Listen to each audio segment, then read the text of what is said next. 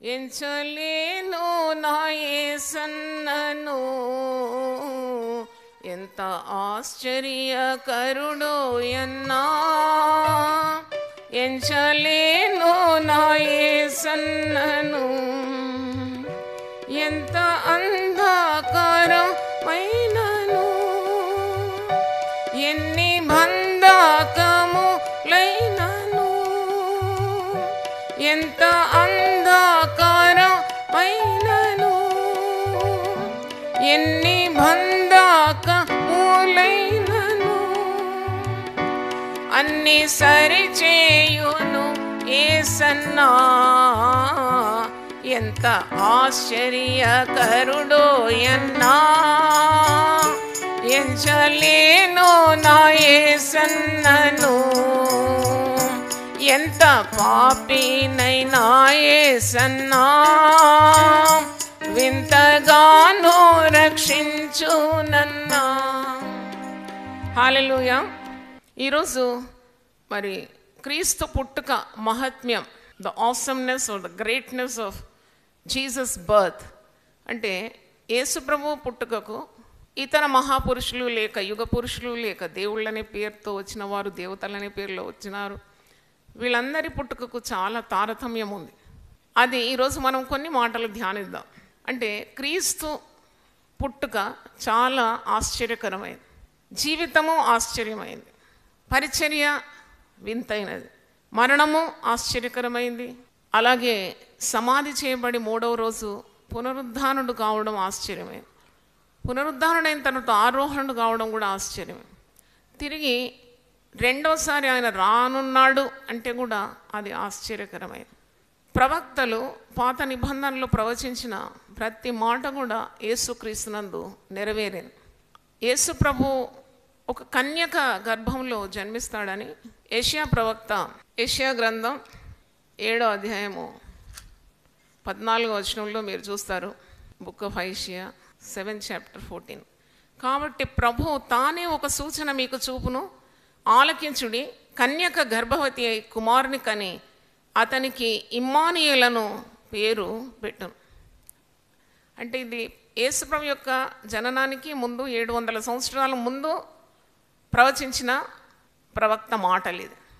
అంటే before the birth of Jesus, 700 years before the birth of Jesus, యేసు ప్రభు ఇలాగూ జన్మింపబోతున్నాడు, లోకానికి రక్షకుడు ఉదయించబోతున్నాడు. అది కన్య గర్భమందు. ఆమె ఒక కన్యక, ఆమె ఒక కుమారుని కంటుంది, అతనికి ఇమ్మానుయేల్ అని పేరు. ఇమ్మానుయేలు అన్నప్పుడు కింద ఫుట్నోట్లో దేవుడు మనకు తోడై ఉన్నాడు. అలాగే యెషయా గ్రంథం 9వ అధ్యాయం 2వ వచనం చూడండి.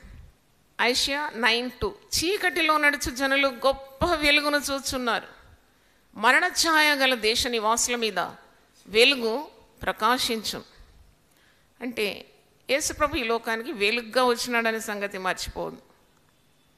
యోహాను సువార్త 1వ అధ్యాయం నుండి కొన్ని వచనాలు మీరు ధ్యానిస్తే ఆయన వెలుగై ఉన్నాడు, నిజమైన వెలుగు ఈ లోకానికి వచ్చింది. ఆ వెలుగు మరి ఇతరులను వెలిగించింది, ప్రతి ఒక్కరిని కూడా వెలిగిస్తూనే ఉంది అని ఆ మాట మీరు చూస్తారు. అది ఒక ప్రత్యేకత. తర్వాత ప్రవక్త ఇలాగ ప్రవచిస్తున్నాడు. 9వ అధ్యాయము యెషయా 6వ వచనంలో, ఏలైనగా మనకు శిశువు పుట్టెను, మనకు కుమారుడు అనుగ్రహింపబడెను,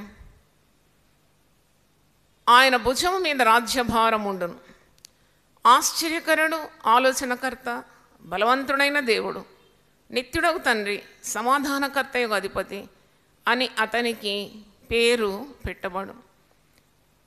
1000 నామాలు మరి నేను చెప్పాలని దేవుడు నాకు ప్రేరణ ఇచ్చినప్పుడు 1000 ఉందా లేదా కూడా నాకు తెలియదు.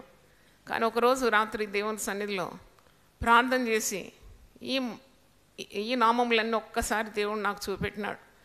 యు స్టార్ట్ విత్ దిస్ అంటే నాకున్నాయి, అనేక బిరుదులు ఉన్నాయి, నేను నీకు బయలుపరుస్తానని ఆత్మలో ప్రేరణ ఇచ్చినాడు. చూడండి ఇక్కడ ఎన్ని నామములు. శిశువు అనే నామం ఉంది, అంటే సర్వలోకానికి రక్షకుడు శిశు రూపంలో ఆయన ఈ లోకంలోకి వచ్చినాడు. అంటే క్రిస్మస్ అంటే ఏంటి? క్రిస్మస్ అంటే దేవుడు మానవుడైన రోజు. ఎంత గొప్ప దేవుడు, సర్వశక్తిమంతుడు, సర్వోన్నతుడు, సర్వాధిపతి. మరి ఆయన ఒక శిశువుగా ఈ లోకానికి వచ్చినాడు. తర్వాత ఆయన భుజముల మీద రాజ్యభారం ఉంటుందని ఉంది. Government is on his shoulders. మీరు మర్చిపోకూడదు. ఎప్పుడైనా దేశంలో అల్లర్లు చెలరేగినప్పుడు, ప్రభుత్వం ద్వారా మనకు ఇబ్బందులు కలిగినప్పుడు మనం ప్రార్థన చేయాలి ఈ మాట ఎత్తి. అయినా ప్రతి ఆధిపత్యం నీ యొద్ద నుండే వస్తుంది, నీ భుజముల మీద నీ రాజ్యభారము ఉన్నది. మేము ప్రార్థన చేస్తే తప్పకుండా నీవి దేశాన్ని బాగు చేస్తామని విశ్వాసంతో ప్రార్థన చేయాలి. ఎందుకంటే దేవుని ప్రజలు యేసు ప్రభు పేరట ప్రార్థించినప్పుడు, ఈ గొప్ప నామంలో ప్రార్థించినప్పుడు ప్రభు అన్నీ చక్కబెట్టగలడు. అరాచకం కానీ, దుర్మార్గం కానీ, దౌర్జన్యం కానీ, అతిక్రమం కానీ, అత్యాచారాలు కానీ, దొంగతనాలు కానీ, లంచగొండితనాలు కానీ, ఆ దేశము బాగు చేయడానికి దేవునికి శక్తి ఉంది. అంటే యేసు ప్రభు నామం అది, ఆయన భుజముల మీద రాజ్యభారం గలవాడు కాబట్టి గొప్ప దేవుడు అనే అర్థం. అలాగే ఆశ్చర్యకరుడు. మన అందరి జీవితంలో కూడా దేవుడు ఆశ్చర్య కార్యాలు చేయగలడు. అంటే మనం ఎప్పుడు కూడా, ఇప్పుడు క్రొత్త సంవత్సరం వస్తుంది, పండుగ సంబరంలో దేవుడు చేసిన కార్యాలు మర్చిపోకూడదు. బైబిల్లో ఉంది, కడుపు నిండిన తర్వాత దేవుడు ఎవడని అంటాడంట. కాబట్టి దేవుని గూర్చిన తలంపులు నీకు ఉండాలి. ఒకసారి నీవు నెవరు వేయాలి గత కాలంలో దేవుడు నీకు చేసిన కార్యాలన్నీ కూడా. నీ హృదయము కృతజ్ఞతతో నిండిపోతుంది, స్తుతులతో నిండిపోతుంది. అలాగే ఆలోచనకర్త, నీకు దిక్కుతోచని పరిస్థితిలో నీకు దిక్కై ఉన్నాడు, నీకు త్రోవ చూపుతాడు. గుడ్డివాన్ని కూడా తాను ఎరగని మార్గంలో చక్కగా నడిపించగలడాడు. అలాగే బలవంతుడైన దేవుడు, is a powerful God. Omni potent అంటారు ఇంగ్లీష్లో. అంటే ఆయన ఏదైనా చేయగలడు, ఎంతైనా చేయగలడు. ఆయన శక్తి అతీతమైనది. ఆయన నిత్యుడొక తండ్రి, ఎవర్ లాస్టింగ్ ఫాదర్. తండ్రి తన కుమారుల యందు జాలిపడున్నట్లు దేవుడు ఎప్పుడు నీ యందు జాలిపడుతూ ఉన్నాడు. అలాగే ఆయన సమాధానకర్త యొక్క అధిపతి. ఇన్ని నామములతో మరి ఎవరైనా ఈ లోకానికి వచ్చినారా అని నాకైతే తెలుసు, ఎవరు రాలేదని. ఎందుకంటే ఇంత స్పష్టమైన బిరుదులతో ఏ వ్యక్తి ఈ లోకానికి వచ్చినాడు? ఆయన సమాధానకర్త యొక్క అధిపతి, is a prince of piece. ఈ క్రిస్మస్ సమయాల్లో ఇవన్నీ ధ్యానించాలి. సమాధానము లేని సమయంలో నీకు సమాధానం అనుగ్రహిస్తాడు. సర్వోన్నతమైన స్థలంలో దేవునికి మహిమ, ఆ భూమి మీద తనకిష్టలైన వారికి సమాధానం. అంటే ఆయన పుట్టుకలో సమాధానము అనే సంగతి మనం మర్చిపోకూడదు. అంటే యేసు ప్రభు బిడ్డలకు సమాధానం ఉన్నది, అది గమనించాలి. తర్వాత 7వ వచనం చూడండి. యేసు ప్రభు పుట్టుక మహాత్మ్యము. ఈ ప్రభువును స్వరక్షకునిగా స్వీకరించిన వారికి మితి లేకుండా దేవుడు వారిని వృద్ధి చేస్తాడని ఈ మాటలో ఉంది. ఇది మొదలుకొని మితి లేకుండా దానికి వృద్ధియు క్షేమమును కలుగునట్లు సర్వకాలము దావీదు సింహాసనమును రాజ్యమును నియమించును. న్యాయం వల్లను నీతి వల్లను రాజ్యమును స్థిరపరచుటకు అతడు సింహాసనాసీనుడై రాజ్య పరిపాలన చేయను. సైన్యములకు అధిపతి యెహోవా ఆసక్తి కలిగి దీనిని నెరవేర్చు. అంటే అధికారం ఆయన వశంలో ఉంది, ఔన్నత్యం ఆయన వశంలో ఉంది, శక్తి సామర్థ్యాలు ఆయన వశంలో ఉంది. కనుక యేసును నమ్ముకున్న ఎవడు కూడా వాడు దిగజారిపోడు. వాడు ప్రతిరోజు కూడా ఆ వృద్ధి చెందుతాడు. తన మానసికంగా కానీ, తన మరి నీతిమత్వంలో కానీ హీ విల్ కీప్ గ్రోయింగ్. ఆయన వెలుగుగా వచ్చినాడు ఈ లోకంలో. ఆయన పుట్టుకలోనే వెలుగు అన్నాడు. చీకటిలో అంధకారంలో గొప్ప వెలుగు. మరణ ఛాయ గల దేశ నివాసుల మీద వెలుగు ప్రకాశిస్తుంది. చూడండి, వెలుగు లేకుండా చీకటిలో ఉండేవారికి ఒక యేసు ప్రభు బిడ్డ వెలుగును గూర్చి చాటిస్తే వారి జీవితాలు ఎంత ధన్యమైపోతుంది, జీవితాలు ఎంత వెలుగుమయమైపోతుంది. మరి అంధకారంలో ఉండేవారు ప్రభు పుట్టుక ద్వారా వెలుగును చూస్తున్నారు. అందుకే అన్నాడు, నేను లోకానికి వెలుగై ఉన్నాను, మీరు కూడా లోకానికి వెలుగై ఉన్నారు. నన్ను వెంబడించువాడు వాడు చీకటిలో నడవడిక, వాడు వెలుగు మార్గంలోనే నడుస్తాడు. కనుక ఈరోజు మనము యేసు ప్రభు పుట్టుకలో ఉన్న మహాత్మ్యాన్ని ధ్యానిస్తున్నాం. యేసు ప్రభు పశువుల పాకలో ఎందుకు పుట్టినాడు అని మీరు ఆలోచిస్తే, మరి ఆయన గొప్ప దేవుడు కదా. పౌలు అంటాడు, పౌలు ప్రభు గురించి చెప్తాడు. మొదటి తిమోతికి రాసిన మొదటి పత్రిక 6వ అధ్యాయము 15వ వచనంలో మీరు చూస్తారు యేసు ప్రభువుని గురించిన వివరణ. 6:15 1 తిమోతి 6:15. శ్రీమంతుడట యేసు ప్రభు నామములు నేను వెతుకులాడినప్పుడు ఇదంతా నాకు మరి పరిశుద్ధాత్ముడు జ్ఞాపకం చేసినాడు. యేసు ప్రభు ఏం పేదవాడా? పేద పుట్టుకెందుకు పుట్టినాడు?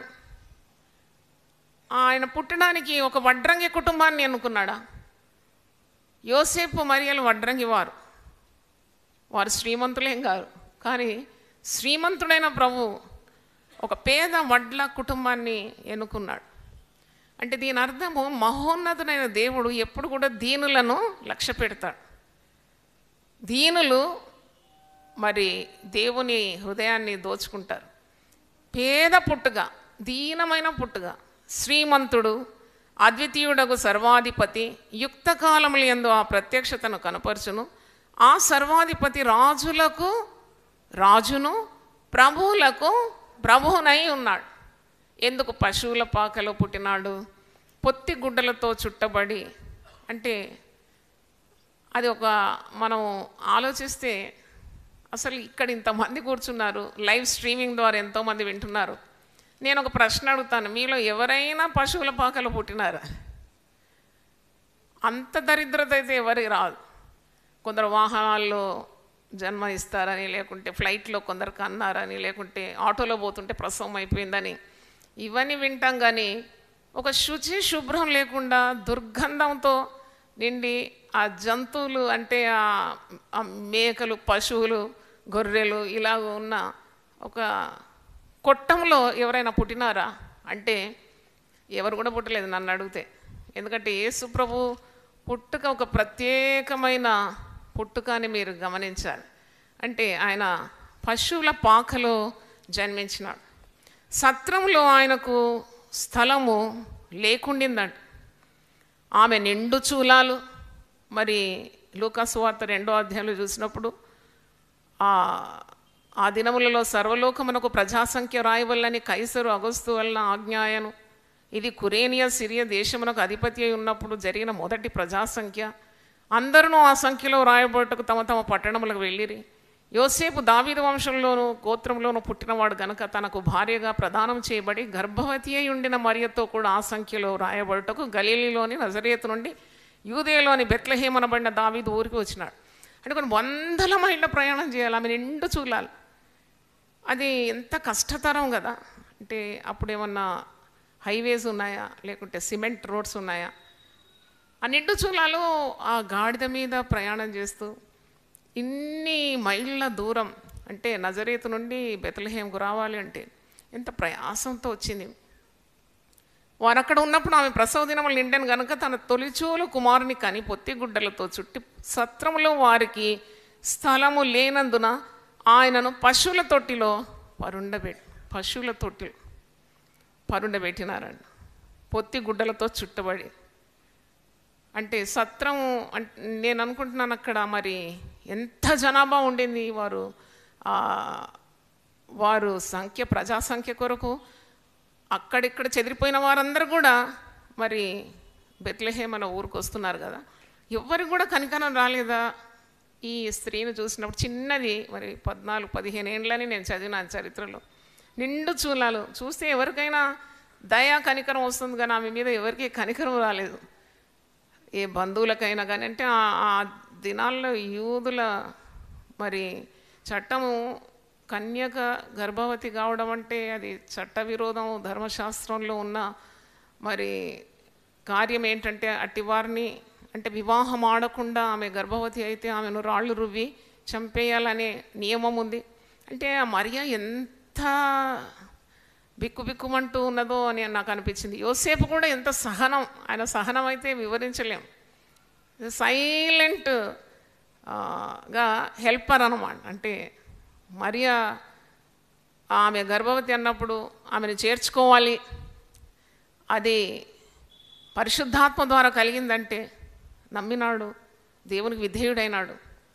వీళ్ళ సంగతి ఆలోచిస్తుంటే ఎంత ప్రయాసపడినారు. ప్రసవ దినములు, మరి స్థలం లేదు, సత్రంలో కూడా స్థలం లేదు. నేను దీని గురించి ఆలోచించినప్పుడు ఆయన పశువుల పాకలో జన్మించినాడు, పశువుల తొట్టిలో పరుండబెట్టబడినాడు, పొత్తి గుడ్డలతో చుట్టబడినాడు. సత్రంలో స్థలం లేదన్నప్పుడు నాకు అనిపించింది, చాలామంది హృదయాలు యేసు ప్రభువుని అంగీకరించని వారి హృదయం సత్రంలాగానే ఉంటుంది. ఎందుకంటే లోకరీతిగా ఉన్న అన్ని కార్యాలు వారి హృదయంలో ఉంటుంది. సత్రం అంటారు కదా, కొన్నిసార్లు అంటారు ఇల్లు ఒక సత్రం చేయొద్దు అంటారు కదా. అంటే దేవునికి అయిష్టమైన పాపాలన్నీ కూడా హృదయం నిండుగా ఉంటే అక్కడ క్రీస్తు జన్మించాడు. అక్కడ అంటే దే ఆర్ నాట్ రిసీవ్డ్, చూడండి, they have not received Jesus in to their in. ఆ సత్రంలోకి యేసు ప్రభువును స్వీకరించడానికి అక్కడ స్థలం లేదని చెప్పినారు, నిరాకరించినారు. అలాగే ఈ లోకంతో నిండిన హృదయాలన్నీ కూడా యేసును నిరాకరిస్తాయి.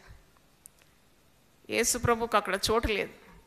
అదే సమయంలో చీకటి, దుర్గంధము, దుర్వాసన, అశుద్ధితో నిండిన ఒక పశువుల పాకలో యేసు జన్మించినాడంటే దాని అర్థం, దాని మహత్యం ఏంటి అంటే యేసు ప్రభు ఎట్టి చీకటి హృదయాల్లో కూడా జన్మించడానికి సిద్ధంగా ఉన్నాడని నేను భావిస్తున్నాను. ఎందుకంటే ఈవెన్ ఏ వర్స్ట్ సిన్నర్, వాడు ఎంత చీకటిమయమైన జీవితమైన పాపంతో నిండి ఉన్న యేసు ప్రభువును అంగీకరిస్తే వాని జీవితం అంతా వెలుగుమయం అయిపోతుంది.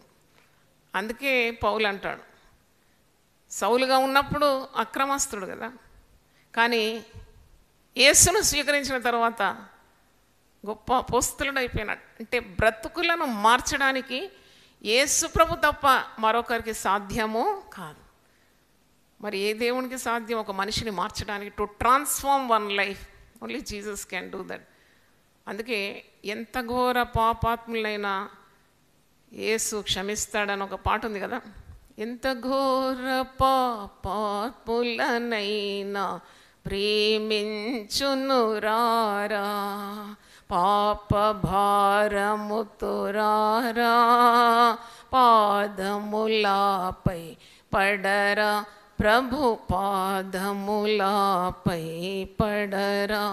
అంటే అది కూడా బెత్లెహేములో ఎందుకు పుట్టినాడు అన్నప్పుడు, ప్రపంచానికి నడిబొడ్డంట పాలస్తీనా దేశం. ఆ పాలస్తీనాలో Bethlehem the centre point of the entire earth. అంటే దానికి కూడా ఒక మహాత్మ్యం ఉంది. ఆయన బెత్లెహేమ్లో పుట్టడానికి అది తండ్రి అయిన దేవుని చిత్తం. అందరికీ అందుబాటులో, నార్త్, ఈస్ట్, వెస్ట్, సౌత్ అన్ని దిక్కుల నుండి జనాలు అక్కడ చేరడానికి. తర్వాత ఇప్పుడే మనం చదివిన 1 తిమోతి 6:15 ఆయన రాజులకు రాజు, ప్రభువులకు ప్రభు. రాజు ఎప్పుడైనా రాజభవనంలో పుట్టాలి కదా, ఈయన రాజులకే రాజు, ప్రభువులకే ప్రభు. మరి ఎందుకు పశువుల పాకలు పుట్టినాడు? ఇది పుట్టుక మహత్వం ఏంటంటే ఆయన తన్ను తాను తగ్గించుకున్నాడు. అందుకే ఫిలిప్పీ పత్రికలో ఆ మాట ఉంది కదా, ఆయన తండ్రితో కూడా కూర్చునే భాగ్యాన్ని వదిలిపెట్టి తను తాను ఆయన రిక్తునిగా చేసుకున్నాడు. ఫిలిప్పీ పత్రిక 2వ అధ్యాయము 6వ వచనం చదువుతున్నాను. ఆయన దేవుని స్వరూపం కలిగిన వాడై ఉండి దేవునితో సమానముగా ఉండుట విడిచిపెట్టకూడని భాగ్యమని ఎంచుకొనలేదు, కానీ మనుషుల పోలికగా పుట్టి దాసుని స్వరూపమును ధరించుకొని తన్ను తానే రిక్తునిగా చేసుకొనెను. మరియు ఆయన ఆకారమందు మనుషుడుగా కనబడి మరణం పొందినంతగా, అనగా శిల్వ మరణం పొందినంతగా విధేయత చూపిన వాడై తన్ను తాను తగ్గించుకొనెను. తగ్గింపు అనే స్వభావం ఒక మనిషికి ఉంటే ఇక వెంటనే వచ్చేది హెచ్చింపు. చూడండి, ఒక మనిషి తను తాను రిక్తునిగా చేసుకున్నప్పుడు వెంటనే గ్రేట్ రివార్డ్ ఈజ్ గ్రేట్నెస్. అందుకే ఇక్కడ యేసు ప్రభు తగ్గించుకున్నాడు, దీనమైన పుట్టుక. నాకైతే యేసు ప్రభు పుట్టుక మహాత్మ్యం గురించి వర్ణిస్తుంటే ఒకటి గుర్తొస్తుంది ఏంటంటే, ఆయన పుట్టుకలో అంత దీనత్వమే కనబడుతుంది. ఏ కుటుంబంలో పుట్టినాడంటే వడ్రంగి కుటుంబంలో పేద బీద వడ్ల కన్య మరియ గర్భమందు ఆయన జన్మించినాడు. యోసేపు కూడా గొప్పవాడు ఏం కాడు, వడ్రంగి వారు పెద్ద మిలియనీర్స్ ఏం కాదు కదా, రోజు రోజు కూలి, దినదిన వేజెస్, అది కష్టపడితేనే రెక్కలాడితేనే డొక్కలాడతాయి అంటారు కదా, అలాగ వారు జీవనోపాధి.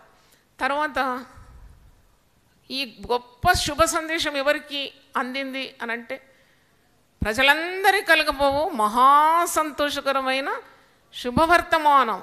ఏంటా శుభవర్తమానం? నేడు దావీదు పట్టణమందు రక్షకుడు మీ కొరకు పుట్టి ఉన్నాడు. దానికి ఇదే ఆనవాలు, ఒక శిశువు పొత్తి గుడ్డలతో చుట్టబడి తొట్టిలో పరుండి ఉన్నాడు. అంటే ఇంత గొప్ప శుభ సమాచారము విద్య లేని పామర్లు, ఏ సంస్కృతి లేదు, no hi fi, they very poor shepherds. ఈ పేదవారిని మనము ఎప్పుడైనా తృణీకరిస్తాం, నిరాకరిస్తాం, లెక్క చేయం కదా. అది దేవుని స్వభావం కాదు. నన్ను అడిగితే కొన్నిసార్లు పేదవారికి బీదవారికి చాలా జ్ఞానం ఉంటుంది. They will have more skill, more language, more understanding, more culture than the rich people. అంటే మనము ఏ వ్యక్తిని కూడా అలక్ష్యం చేయొద్దు. ఎందుకంటే చూడండి, అంత పెద్ద సమాచారము, లోకరక్షకుడు ఉదయించబోతున్నాడు అనేది ఇట్స్ అ గ్రాండ్ న్యూస్. కానీ అది ఎవరికి మొట్టమొదట దేవుడు బయలుపరచడానికి ఇష్టపడ్డాడంటే, ఏ పేరు లేనోళ్ళు, ఘనత లేనోళ్ళు, ఏ మరి గుర్తింపు లేనోళ్ళు. గొర్రెకాపర్లు అంటే యూదులు చాలా తక్కువ చూస్తారట. దే ఆర్ డిస్కార్డెడ్ అన్నమాట. ఇప్పుడు మన దగ్గర దళితులు అంటారు కదా, అలాగూ వారిని లెక్క చేయరు. ఎందుకంటే వారిని సమాజ మందిరం కూడా వారికి ప్రవేశం లేదండి. వారికి గొర్రెలతోనే సహవాసం, గొర్రెలనే చూస్తారు దినమంతా. వారికి ఇంకా లోకం తెలియదు.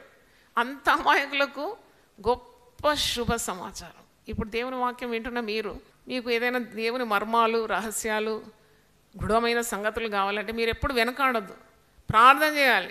దేవా, నువ్వు ఆనాడు గొర్రె కాపర్లకు బయలుపరిచినావు కదా గొప్ప సత్యాన్ని, నాకు కూడా నీవు బయలుపరచు. ఇర్మియా 33:3 ఉంది, నాకు మొరపెట్టు, నేను నీకు ఉత్తరం ఇస్తాను, నీవు గ్రహింపలేని గొప్ప కార్యములను, గూఢమైన సంగతులను నీకు బయలుపరుస్తాను. దేవుని స్తోత్రం, హల్లెలూయా. అంటే యేసు ప్రభు పుట్టుకలో ఇవన్నీ కూడా మనం చూస్తున్నాం. పశువుల పాకలో ఎనీవన్, అంటే Jesus is accessible to anyone, ఎవరైనా రావచ్చు. అందుకే యేసు ప్రభు అంటున్నాడు, నా యొద్దకు వచ్చు అని నేను ఎంత మాత్రం కూడా త్రోసివేను. మనుషులు త్రోసివేస్తారు, ఎందుకంటే మనుషులకు కూడా చూడండి, మేము సేవకులము, అందరినీ ప్రీతిపరచాలంటే మా వల్ల కాదు. వీఆర్ మార్టల్స్, మాకు అలసట ఉంటుంది, మాకు శరీర రుగ్మతలు, బాధలు ఉంటాయి. ప్రతి ఒక్కరికి సేవలు అందించాలంటే కాని పని. కానీ యేసు ప్రభు దేవుడు అంటే ప్రేమాస్వరూపి. యేసు ప్రభుకు మరో పేరేంటి? ప్రేమాస్వరూపి. అందుకే అంటాడు, నా యొద్దకు వచ్చు అని నేను ఎంత మాత్రము త్రోసివేయను. మరి యేసు ప్రభు పుట్టుకలో మరొక మహత్యం ఏంటంటే, ఆయన పుట్టుకలో కాలము 2 ముక్కలైంది. ఒకటి క్రీస్తు పూర్వము, ఒకటి క్రీస్తు శకం. చూడండి, 2019 సంవత్సరాల నుండి మనం చూస్తున్నాం before Christ and after Christ అని. అంటే అదెంత గంభీరమైన కార్యం. అంటే యేసు ప్రభు ఇస్ ఇర్రిలీజియస్. ప్రతి మతం వారు కూడా ఇదే రాస్తారు కదా, ఏడి రాస్తారు, బీసీ రాస్తారు.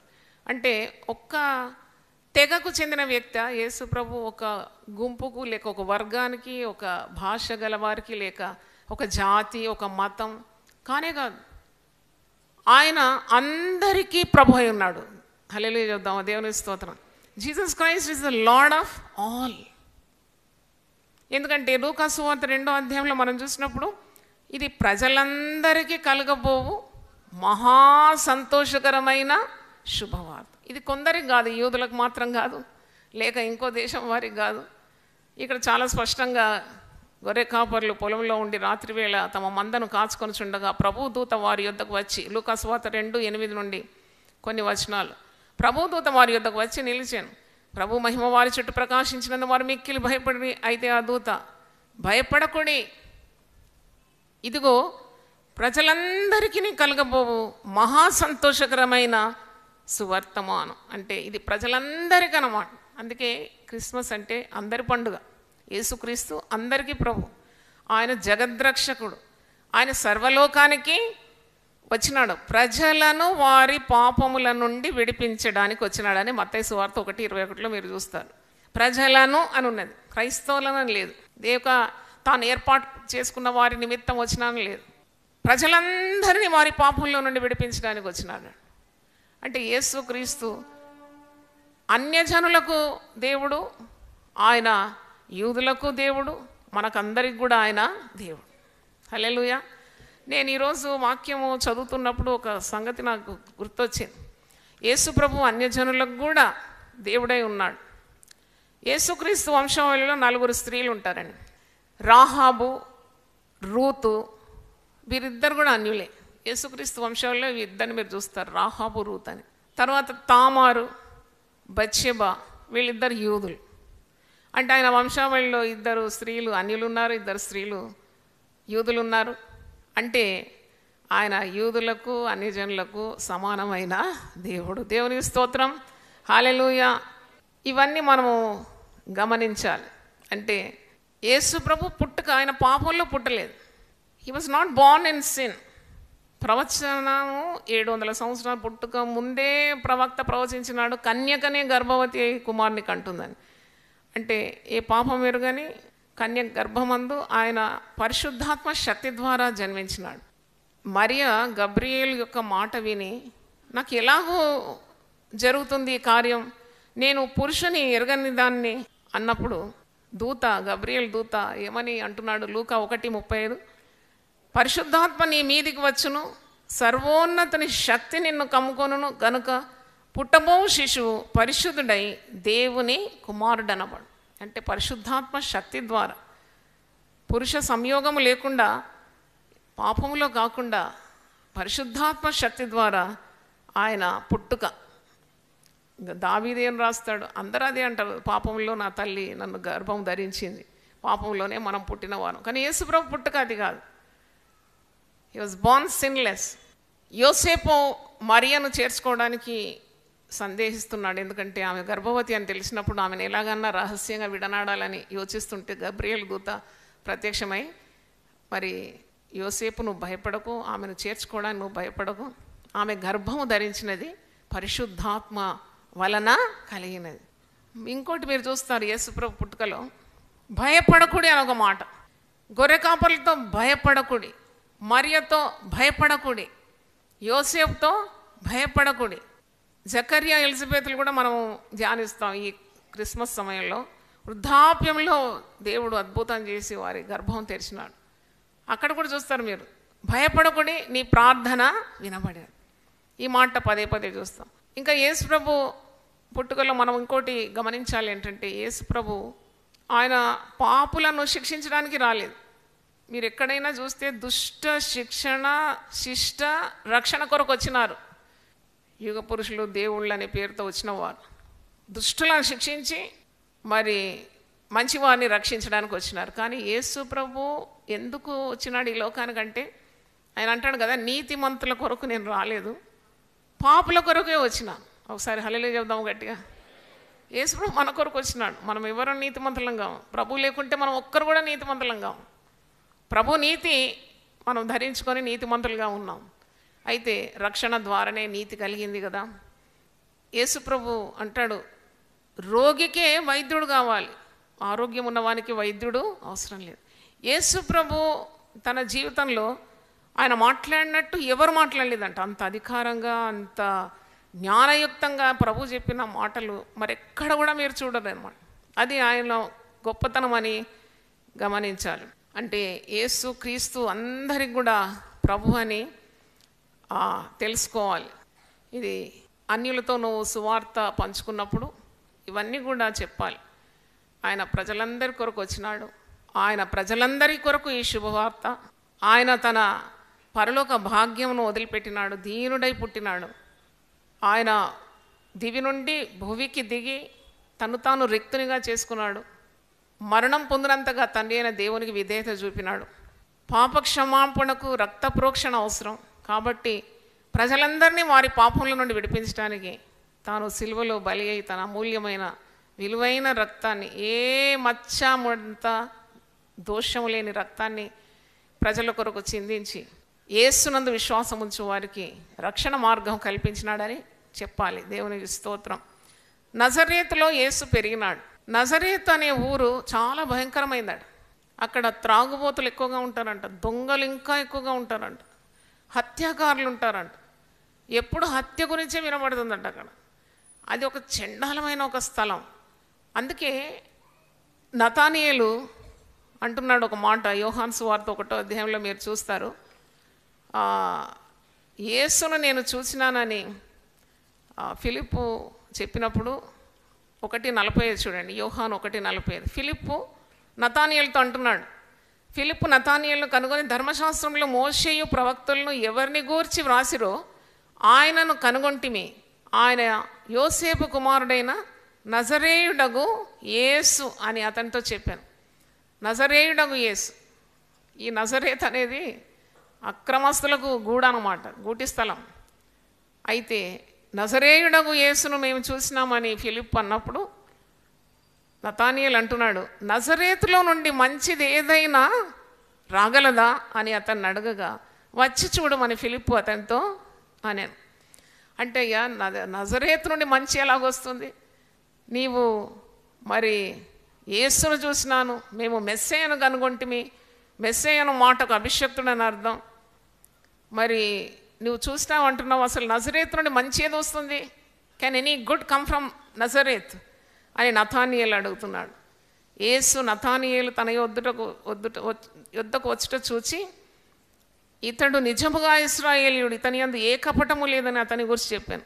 నన్ను నీవు ఎలా ఎరుగుదు అని నతానియేలు ఆయన అడగగా యేసు, ఫిలిప్పు నిన్ను పిలువకమునుపే నీవు అంజూరపు చెట్టు క్రింద ఉన్నప్పుడే నిన్ను చూస్తున్నానని అతనితో చెప్పాను. అప్పుడు నతానియేలు అంటున్నాడు, బోధకుడా నీవు దేవుని కుమారుడవు, ఇశ్రాయేలు రాజు అని ఆయనకు ఉత్తరం ఇచ్చాను. అంటే నజరేతు నుండి ఏది మంచి వస్తుంది? నజరేతుకు ఏ పేరు లేదు. నజరేతులో యేసు పెరిగినందుకు నజరేతుకు పేరు వచ్చింది. భక్తులు కూడా, అపోస్తలులు కూడా వాడిన నజరేయుడైన యేసు నామమును లేచి నడుము అంటే వాడు దిగ్గున లేచి నడిచినాడు. అంటే ఎందుకు పనికిరాని ఒక వ్యక్తి కూడా యేసును స్వీకరిస్తే యేసును బట్టి ఆ పనికిరాని వ్యక్తికి గొప్ప పేరు, కీర్తి, ప్రతిష్ట వస్తుంది. అది మనం చూస్తూనే ఉంటాం కదా. ఎంతమంది దీనస్థితి నుండి దేవుని సేవ ఆరంభించినప్పుడు, యేసును సేవించినప్పుడు వారికి వచ్చే ఘనత ఇంతంత కాదు. యేసు మహాత్మ్యం అన్నమాట. అంటే those who have Jesus in them will definitely prosper and they will achieve greater heights. చూడండి, ఆ నజరేత్ అనే దానికి పేరు లేదు, ప్రతిష్ట లేదు. కానీ యేసు ప్రిఫిక్స్, యేసు నామకరణం ఎలాగుంది? నజరేయుడగు యేసు. ఈ నజరేతు నుండి ఏం మంచి వస్తుందంటే ఏం మంచి రాదు. యేసు అక్కడ పెరిగినందుకు దానికి గొప్ప పేరు వచ్చింది. దేవునికి స్తోత్రం. అందుకే ఈరోజు దేవుని వాక్యం వింటున్న దేవుని బిడ్డలారా, యేసుతో మనం నడిస్తే, యేసును కలిగి ఉంటే, యేసు కొరకు జీవిస్తే ఇక నువ్వు పేరు ప్రతిష్టల కొరకు వెతికే అవసరం లేదు. నీకు ఖ్యాతి, మంచి పేరు ప్రభు వలన కలుగుతుంది. దేవుని స్తోత్రం. హల్లెలూయా.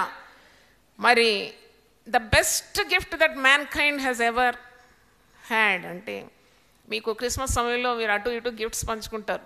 అంటే ప్రేమతో, ఒకరి మీద ఒకరి ప్రేమతో మరి మీరు ఇస్తారు, మీరు పుచ్చుకుంటారు. కానీ పరిశుద్ధ గ్రంథం ఏమంటుందంటే, పౌలు భక్తుడు అంటాడు 2 కొరింథీ 9వ అధ్యాయం 15వ వచనంలో, మానవులందరికీ ఇవ్వబడిన అతి శ్రేష్టమైన బహుమానం ఎవరు అంటే యేసు ప్రభువే. దేవుని స్తోత్రం. The greatest gift that mankind ever had is no one but nothing but Jesus. అందుకే పౌలు అంటున్నాడు, చెప్పనశక్యము గాని ఈ గొప్ప వరము నిమిత్తము దేవునికి స్తోత్రం. హల్లెలూయా, హల్లెలూయా. ఇది గొప్ప వరము. ఈ గొప్ప వరము ప్రభు. గొప్ప వరం అంటే రక్షణ అనుకుంటారు కదా, రక్షణ ప్రభు ద్వారానే. కాబట్టి ఈ గొప్ప వరం ఎవరంటే Jesus is the greatest gift. నీకు ఈ పండుగ సమయంలో మీ బంధువులు నిన్ను అలక్ష్యం చేసిన, మీ ఇంటి వాళ్ళు పక్కన ఉన్న వ్యక్తి నిన్ను లెక్క పెట్టకున్నా, ఒకటి మాత్రం అందరికీ సంతోషం కలిగేది, you have the gift of Jesus. యేసు ప్రభునే నీకు బహుమానంగా తండ్రి అయిన దేవుడు ఇచ్చినాడు. చప్పట్లు కొట్టి దేవుని స్తుతిద్దాం. హల్లెలూయా. కనుక సంతోషంగా, సంబరంగా మనము పండుగ జరుపుకుంటాం. అర్థవంతమైన క్రిస్మస్ జరుపుకోవాలి. అర్థం చేసుకొని క్రిస్మస్ జరుపుకుంటే చాలా ఆనందం ఉంటుంది. అర్థం లేక చేస్తే, ఈ పాశ్చాత్య దేశంలో క్రిస్మస్ నాడే చాలామంది చనిపోతారంట, దిక్కులేని చావు. ఎందుకంటే బాగా పీక దాగి అతి వేగంగా వాహనాలు నడిపిస్తారంట. కొందరైతే తిని తిని తిని తిని పొట్ట ఉబ్బిపోతుందంట, ఆయాసంతో చచ్చిపోతారంట. కొందరు హార్ట్ అటాక్తో చనిపోతారంట. మనల్ని చంపడానికి రాలేదు యేసుప్రభు, జీవము సమృద్ధి అనే జీవం ఇవ్వడానికి వచ్చినాడు. దేవుని స్తోత్రం, హల్లెలూయా. He came to give life more abundantly. మనం ఈ లోకంలో నీవు ఆనందాన్ని సంతోషాన్ని వెతుకుతూ ఉంటావు, అది మానవ సహజమే, మానవ బుద్ధి. నన్ను అడిగితే ఏంటంటే to seek after pleasures, to seek after happiness. సంతోషం కావాలి నాకు, సమాధానం కావాలి నాకు, మరి సుఖం కావాలని వెతుకుతూ ఉంటాం. నేను ఒక్కటి మాత్రం చెప్పగలను, యేసులో ఉన్నంత సుఖం ఇంకెక్కడ ఉండదు నీకు. దేవుని స్తోత్రం. యేసులో ఉన్న సంతోషం మరెక్కడ దొరకదు. నేను యేసులో ఉన్న ఆనందం మరెక్కడా నీకు దొరకదు. ఇది తీరని ఆనందం, తరగని ఆనందం. ఇది జీవితాంతం, even after your death you will be with Jesus. ఇది ఎంత గొప్ప కార్యం. కనుక నీకు యేసులో మహా సంతోషం. అది ముందే మరి దూతలు ప్రకటించినారు కదా, ఇది ప్రజలందరికీ కలుగు మహా సంతోషకరమైన సువర్తమానం. ఇది మంచి వార్త. యేసుప్రభు పుట్టినాడంటే సువర్తమానము అంటే గుడ్ న్యూస్, గ్లాడ్ టైడింగ్స్. ఏంటి సువార్త? పేపర్ ఇలా పట్టుకుంటే చాలు అన్ని దుర్వార్తలే. ఒక్క పేజీలోనైనా మన మంచి శుభవార్త ఉందంటే ఏది లేదు. పేపర్ పట్టుకుంటే మన మూడంతా స్పాయిల్ అయిపోతుంది ఉదయకాలం లేచి. అందుకే పేపర్ చదవకముందు నువ్వు బైబిల్ చదవాలి. సువార్త చదివినాక, శక్తితో నింపబడినాక నేను ఈ దుర్వార్త విన్నా నీకేమీ పెద్ద వ్యత్యాసం రాదు. అంటే చూడండి ఎన్ని దుర్వార్తలు. మనుషులు మరి దిగజారిపోవడం, మనుషులు కలిసివేసే దుర్వార్తలు. అయినా యేసుప్రభు పుట్టుక మాత్రం ప్రజలందరికీ ఇదొక సువర్తమానం. It's a good news. Jesus came to this world to save you. కనుక మరి ఇది చాలా గొప్ప కార్యము. తనకిష్టులైన వారికి భూమి మీద సమాధానం ఉంటుంది. సమాధానము మనిషి ఎప్పుడు కోల్పోతాడు? వాని హృదయ వాంఛలు తీరనప్పుడు, వాడు ఆశించింది దొరకనప్పుడు, కలలు గన్నది జరగనప్పుడు వాని సమాధానం కోల్పోతాడు, ముఖం మాడిపోతుంది. కానీ యేసును కలిగిన వారికి ఏమున్నా ఏం లేకున్నా, పరిస్థితులు తారుమారైనా, అన్ని తలక్రిందులైన వాతావరణం ఉన్నా, తన హృదయంలో యేసును చేర్చుకున్నాడు. ఆ ఆనందం, ఆ సంతోషం ఎవరి కూడా అపహరింపలేరు. దేవునికి no one can steal that joy. పౌలు శీలను బంధించినారు, చెరసాల్లో వేసినారు, దెబ్బలతో కొట్టి వారిని వస్త్రహీనంగా చేసి రక్తం కారణంత శ్రమ పెట్టినా వారేం చేస్తున్నారు? యేసు ఉన్నాడు. వాళ్ళు పౌలు శీలలో హృదయాల్లో ఎవరు ఉన్నారు? ప్రభు ఉన్నాడు. కాబట్టి అట్టి చెరసాల కాళ్లకు బొండ వేసి బిగించినారంట. జనసమూహం దొమ్మిగా పడి వారిని కొట్టి, వారిని రక్తం కారణంతా కొట్టిన, వారికి ఆహారం లేదు, నిద్ర లేదు, మరి సుఖం లేని జీవితం. చెరసాల ఏం సుఖం ఇస్తుంది? చీకటి, భయంకరం. ఇలాంటి వాతావరణంలో కూడా పౌలు శీలలు వారు పాటలు పాడినారంట, ప్రార్థన చేసినారంట. అంటే యేసు శక్తి మీరు ఆ 16వ అధ్యాయంలో చూసి అర్ధరాత్రి జరిగిన అద్భుతాల పరంపర అన్నమాట. అక్కడ యేసు శక్తి, ద పవర్ ఆఫ్ జీసస్. యేసు చేయలేని ఏ కార్యం లేదన్నమాట. బంధకాలన్నీ ఓడిపోయింది, మహాభూకంపం కలిగింది, తలుపులన్నీ తెరుచుకుంది. ఆ ఖైదీలంతా పాటలు విన్నారంట. ఆ ఖైదీలు ఏం పారిపోలేదంట. అది మరి ఇంకో అద్భుతం కదా. బంధకాలు కూడా కానీ ఖైదీలు పారిపోవాలి, ఒక్కరు కూడా పారిపోలేదంట. చెరసాల నాయకుడు రక్షణ పొందినాడంట. ఎలారా రక్షణ పొందుటకు మేమేమీ చేయలేను. ఆ గాయపరిచిన వాడే వచ్చి ఆ గాయాలన్నీ కడిగినాడంట, భక్తులకు గాయాలు. అదెంత విడ్డూరం, ఆశ్చర్యం. కనుక యేసు ప్రభు యొక్క మహిమను మన జీవితాల్లో మనం చూస్తున్నాం. యేసు ప్రభు పుట్టుకలో జ్ఞానులు ఆరాధించడానికి వచ్చినారు. కొద్దిగా తెలివి ఎక్కువైతే మనం అనుకుంటాం ఇదంతా మిథ్య, ఇది నిజం కాదని. కానీ జ్ఞానులు, తూర్పు దేశపు జ్ఞానులే వచ్చి వారు బాల యేసుని దగ్గర వచ్చి సాష్టాంగ పడి పూజించి, నమస్కరించి, ఆరాధించి, అర్పించి, వాళ్ళు అన్వేషించి వచ్చినారు. వాళ్ళెంత వెతికి వచ్చినారు.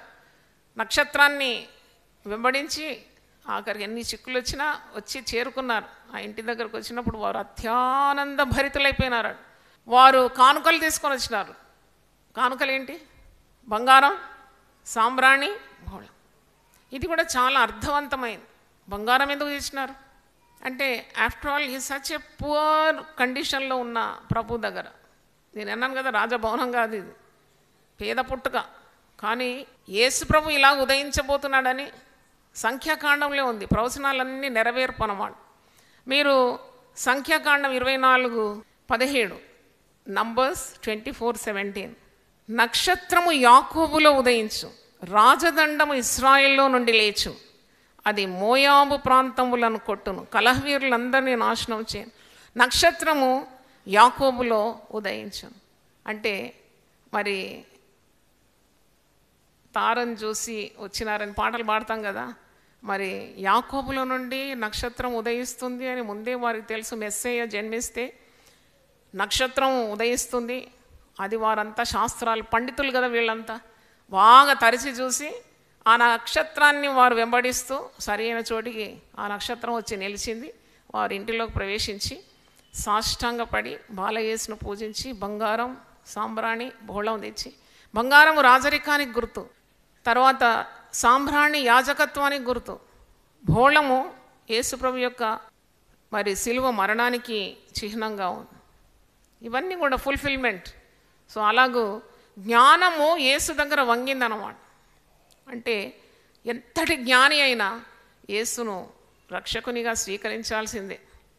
నేను కూడా మరి యవనస్తురాలుగా ఉన్నప్పుడు చాలా అడ్డు ప్రశ్నలు అడిగేది, హండ్రెడ్స్ ఆఫ్ క్వశ్చన్స్ అడిగేది. I don't believe is only a man, ordinary man, why should be treat him like a god. ఆయన దేవుడు అని ఎందుకు పూజిస్తారు మీరు?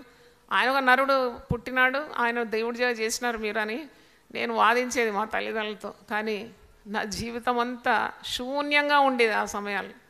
ఎప్పుడైతే నన్ను నేను తగ్గించుకొని యేసు దేవుడని నమ్మినాడో పూర్తిగా నా జీవితం మారిపోయింది. దేవుని స్తోత్రం, హల్లెలూయా. అంటే పెనం మీద రొట్టె తిప్పేసినట్టు అయిపోయింది. అంటే అది కూడా ఎంత ఫ్రూట్ఫుల్ లైఫ్ దేవుడు నాకు ఇచ్చినాడు, ఫలభరితమైన జీవితం ఇచ్చినాడు. యేసు లేకుంటే అంత చీకటి, ఏ ఫలం లేదు. ఫలము లేని చెట్టును చూసినప్పుడు యేసు ప్రభు శపించినాడు కదా, అలాగూ నిష్ఫలమైన జీవితాన్ని మార్చి ఫలభరితమైన జీవితం చేయడానికి యేసు చాలినవాడు. ఈరోజు మరి చాలా కార్యాలు మీకు చెప్పినాను. చివరిగా ఒక్క మాట చెప్పి నేను ముగిస్తాను. యేసును ఇంకా అంగీకరించని వారు ఉన్నారా అంటే ఆయన మహత్యము ఎంతో ఉంది, నేను వర్ణించలేను. ఇంకా నేను డీప్ స్టడీ చేస్తే me go two hours and hours. ఆయన పుట్టుక ఎంత ప్రాముఖ్యమైంది, ఎంత ఆశ్చర్యకరమైంది, ఎంత మహత్యంతో కూడింది. ఆయన జీవితం, ఆయన చెప్పిన మాటలు, ఆయన పరిచర్య, ఆయన మరణం, ఇవన్నీ థరో రీసెర్చ్ చేస్తే అసలు మనం కొంతకాలం పడుతుంది వివరించడానికి. అంటే everything is so marvellous about Jesus. ఒక దగ్గర ప్రభు అంటాడు కదా, నాలో పాపం ఉన్నదని మీలో ఎవడైనా నిరూపింపగలడా? పాపం లేని మరి వ్యక్తి లేక ఎక్కడ మనకు మచ్చుకైనా కనవరు. కానీ యేసు ప్రభు అంటే ఆయన దేవుడు, దేవుని కుమారుడు, మానవునిగా జన్మించినాడు. అంటే he became one among us. అందుకే మీరు యేసు నామములో ప్రార్థన చేసినప్పుడు విడుదల ఎందుకు పొందుతున్నారంటే యేసు ప్రభు తను తాను ఎంతగా తగ్గించుకున్నాడో తండ్రి అయిన దేవుడు అంతగా హెచ్చించినాడు. అన్ని నాముల కంటే పై నామం, ప్రతి మోకాలు వంగే నామం, ప్రతి నాలుక మహిమపరిచే నామం. ఈ నామంలో మనం ఏది అడిగినా పొందుకుంటున్నాం. అంటే how great is the name of Jesus. రక్షణ పొందిన వారు ఈ నామాన్ని ధరించుకొని ప్రార్థన చేసినప్పుడు వారు పొందుకొనలేనిది ఏదీ లేదు. నా పేరిట మీరు నన్ను ఏం అడిగినా నేను దాన్ని చేస్తాను. ఇంకా యేసుతో అనుభవం లేదు, యేసును ఇంకా రక్షకునిగా చేర్చుకోలేని వారికి నేను ఒక వాక్యం చదివి ప్రార్థన చేసి ముగిస్తాను. ప్రకటన గ్రంథం 3వ అధ్యాయం, రెవల్యూషన్ 3:20. ఇక్కడ ఒక మంచి మాట ఉంది. మాటి మాటికి దేవుని ఆత్మ సంఘములతో పలికే మాట ఏంటంటే, నువ్వు మారు మనసు పొందు, సంఘములతో ఆత్మ చెప్పుచున్న మాట చెవిగలవాడు వినునుగా. మారు మనసు అనే పదం చాలా పర్యాయములు ప్రకటన గ్రంథం ఉంది. A change of heart, turn to Jesus. అదెంత విలువైన మాట. ఇక్కడ ప్రకటన 3:20లో, నేను తలుపు నొద్ద నిల్చుండి తట్టుచున్నాను, ఎవడైనను నా స్వరం విని తలుపు తీసినేడలా నేను అతని యొద్దకు వచ్చి అతనితో నేనును నాతో కూడా అతడును భోజనము చేయను. భోజనము ఎవరితో చేస్తాం? మనం చాలా దగ్గర వాళ్ళతోనే భోజనం చేయడానికి ఇష్టపడతాం. మీరు గుర్తు తెలియని వ్యక్తి భోజనానికి పిలిస్తే మీరు వెళ్తారా? ఎవరెవరో ఏం పెడతాడో కూడా తెలియదు, మేము వెళ్తాం. చాలా సన్నిహితమైన బంధం ఉంటేనే భోజనానికి పిలుచుకుంటాం, భోజనం వారితో చేస్తాం. యేసుప్రభు అదే ఆశిస్తున్నాడు. నేను తలుపు దగ్గర నుండి నిలిచి తడుతూ ఉన్నాను. అవును, ఇప్పుడు మీ హృదయాలకు దగ్గరుండి తడుతూ ఉన్నాడు ప్రభు. తెరువు, నీ హృదయ ద్వారము తెరువు. నువ్వు తెరిచినలా, తలుపు తీసినలా నేను అతని యొద్దకు వచ్చి అతనితో నేను నాతో కూడా అతను భోజనము చేయను. Fellowship with Jesus. It's a fellowship, సహవాసం. నేను జయించి నా తండ్రితో కూడా ఆయన సింహాసనం నందు కూర్చుండి ఉన్న ప్రకారము జయించు అని నాతో కూడా నా సింహాసనం నందు కూర్చుండనిచ్చును. సంఘములతో ఆత్మ చెప్పుచున్న మాట చెవిగలవాడు వినుగా. మనకు జయము రావాలి జీవితంలో అంటే కూడా Jesus is the only way. యేసు ప్రభు చెప్పినాడు కదా, యేసు ప్రభుతో నువ్వు సహవాసం చేస్తే నీ జీవితం అంతా జయం. అందుకే పౌలు అంటాడు, నేను అన్నిటి మీద విజయం పొందుతున్నాను. క్రీస్తు యేసు యొక్క మహత్యం ద్వారా నేను అన్నిటిలో విజయం పొందుతున్నాను. నన్ను ఊరేగిస్తూ ప్రభువు నడిపిస్తున్నాడు. ఎందుకంటే క్రీస్తు జయశాలి. ప్రభువును అనుకున్నప్పుడు నీకు అపజయం కాదు, నీకు విజయమే సాధిస్తావు.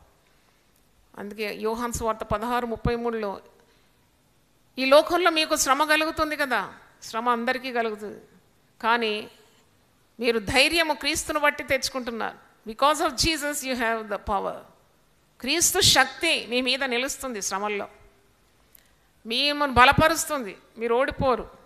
తప్పకుండా ఆ శ్రమను గెలవడానికి ఉన్న శక్తి క్రీస్తులో ఉన్నది. అందుకే అంటున్నాడు, ఈ లోకంలో మీకు శ్రమ కలుగుతుంది, ఆయన ధైర్యం తెచ్చుకొని నేను లోకాన్ని ఏం చేసినాను? గెలిచినాను.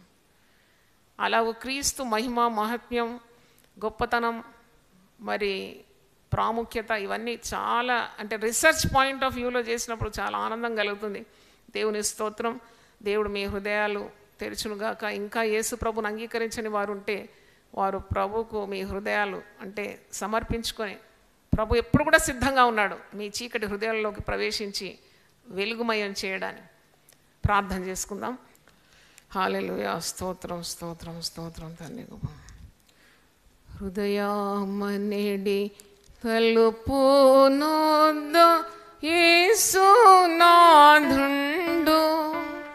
నిలచి ఉదయుడగుచు తాటుచుండు సమనా విధములను. హృదయమనేడి తలుపునొద్ద యేసునాథుండు నిలచి సదయుడగుచు తాటుచుండు సకల విధములను. ఎంతసేపు నిలువబెట్టి ఏడ్పింతురతని నాతోనెంతో దయచే పిలుచుచున్నా ఇప్పుడు మిమ్ములను. అతడెంతో దయచే పిలుచుచున్నా ఇప్పుడు మమ్ములను. హృదయమనెడి తలుపునొద్ద యేసునాథుండు నిలచి సదయుడగుచు తాటుచుండు సకల విధములను. బ్రతుకు శాశ్వతంబు కాదు పరికించి చూడు. బ్రతుకు శాశ్వతంబు కాదు పరికించి చూడు. గాన బ్రతికియుండు కాలముననే ప్రభుని కొలువండి. కానా బ్రతికియుండు కాలముననే ప్రభుని కొలువండి. హృదయమనెడి తలుపునొద్ద యేసునాథుండు నిలచి సదయుడగుచు దాటుచుండు సకల విధములను నిలచి సదయుడగుచు దాటుచుండు సకల విధములను. ప్రభా నీ పరిశుద్ధ నామమునకు స్తోత్రం చెల్లిస్తున్నాను. క్రీస్తు పుట్టుక యొక్క మహత్యం గురించి కొన్ని మాటలు ధ్యానించడానికి ఈ దాసురాలకు ప్రేరేపించినందుకు నీకు వందనాలు చెల్లిస్తున్నాను. ప్రతి ఒక్కరిని మీరు ఆశీర్వదించండి. ప్రతి ఒక్కరి మీద నీ ఆత్మవర్షము కుమ్మరింపబడాలని మేము కోరుతున్నాము. అవును ప్రభా, నీ పుట్టుకలోని మహత్యం ఎంత గొప్పది తండ్రి. నీవు మా హృదయంలో జన్మిస్తూనే ఉన్నావు తండ్రి. నీ ఒక్కరోజు జన్మించి ఊరుకోలేదు. ఆనాడు నుండి 2019 సంవత్సరాల నుండి నీవు పుడుతూనే ఉన్నావు తండ్రి. చీకటి హృదయాల్లో జన్మిస్తూనే ఉన్నావు. లోకంలోనికి వెలుగు వచ్చును. ఆ వెలుగు ప్రతి మనిషిని నిత్యము వెలిగిస్తూనే ఉంది. అవును తండ్రి, వెలుగ్గా అరుణోదయ దర్శనంగా నీవు ఈ లోకానికి అరుదించినందుకు నీకు వందనాలు చెల్లిస్తూ, ఇంకా ఎవరైనా యేసు ప్రభువు మహత్యం తెలుసుకోకుండా ఉంటే అట్టి హృదయాలతో మీరే మాట్లాడి నాయనా. మీరు నిలిచి తట్టుతూ ఉన్నారు, తలుపు తట్టినట్టు హృదయాన్ని తడుతూ ఉన్నారు. ఎవరైనా నీ స్వరం విని హృదయము అని వాక్యం తెరిస్తే ప్రభువా నీవు ఎంత సిద్ధంగా ఉన్నావు హృదయంలోకి ప్రవేశించి వారితో కలిసి ఉండడానికి. కనుక ప్రభువా ఇలాంటి వాక్యం విన్నప్పుడే వారి హృదయాలు సరిచేసుకొని యేసు ప్రభువును రక్షకునిగా అంగీకరించడానికి ఉన్న సహాయం దయచేయండి. నువ్వు సర్వలోక రక్షకుడవు నాయన, జగద్రక్షకుడవు తండ్రి. ప్రజలందరికీ ఈ శుభవార్త యేసుక్రీస్తు అందరికీ ప్రభువునైనా, కొందరికి కాదు, అన్యులకు మరి యూదులకు మాత్రం కాదు, ప్రతి ఒక్కరికి జాతి మత కుల మరి వర్గము భాష ఏ భేదము లేకుండా నిన్ను అంగీకరించు వారికి నీవు కుమారత్వం అనుగ్రహిస్తానన్నావు.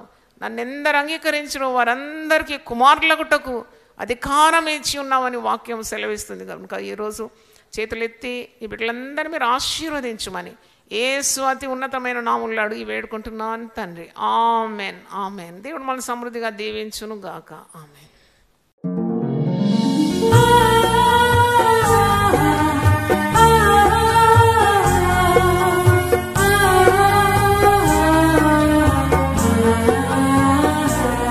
నీ ధనము నీ ఘనము ప్రభు యేసుదే, నీ దశమా భాగము నీయ వెనుదీతువా.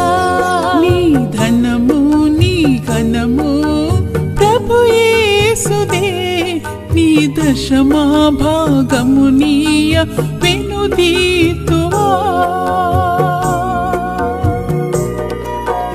ధరలోన ధనధాన్యములనీయగా కరుణించి కాపాడి రక్షింపగా.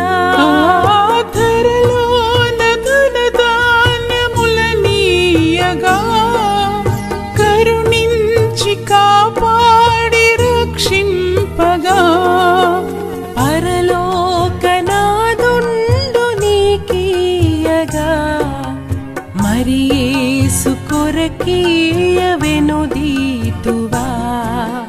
పరలోకనాథుండు నీకీయగా మరి యేసు కొరకీయ వెనుదీతువా. నీ ధనము నీ ఘనము ప్రభు యేసుదే, నీ దశమా భాగము నీయ వెనుదీతువా. పాడి పంటలు ప్రభువు నీకీయగా కూడు గుట్టలు నీకు దయచేయగా. పాడి పంటలు ప్రభు నీకీయగా కూడు గుట్టలు నీకు దయచేయగా. వీడంగ ప్రభు యేసు నామంబును గడువేల ప్రభుకీయను క్రైస్తవా. వేడంగ ప్రభు యేసు నామంబును గడువేల ప్రభుకీయను క్రైస్తవా.